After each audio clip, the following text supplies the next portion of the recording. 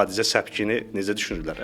Yeniyetmə dövründədir. Bizdə də olub keçəcək. Məsələn, həmin insanlar yenə onun izlərin müalicəsi üçün bu gün artıq müraciət edirlər. 50-60 yaşda. Amma onlar cavan vaxtı bu onları narahat eləmirdi. Çünki o dövrün trendi o deyildi. Sənin üzündə səpki var. Çünki telefon onu. Bütün gün telefonda. Bəli, bütün gün telefondasan. Bizim vaxtımızda belə bir şey yox idi. Bunun həqiqətən telefonla əlaqəsi varmı? Övladın gətirməmişdən qabaq deyir, doktor olar bir dənə sizə bir söz deyim. Girir otağa.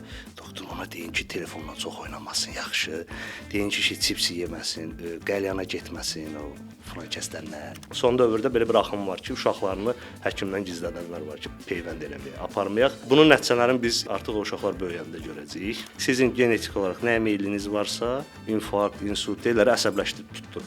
O stressdir. Eyni qaydada dəri xəstəlikləri də tətiklənə bilər stressdən. Nə qədər çox günəşlənsəz, o qədər tez qocalacaqsınız yəni. Sadəcə siz cavansınız, bu hiss olunmur, amma kollagen orada parçalanır. ChatGPT-dən istifadə edən, əlavə bilgi alan, öz xəstəliyi haqqında məlumat almaq istəyən pasientlər mənim sevdiyim pasientlərdir və bunlar mənim işimi asanlaşdırır.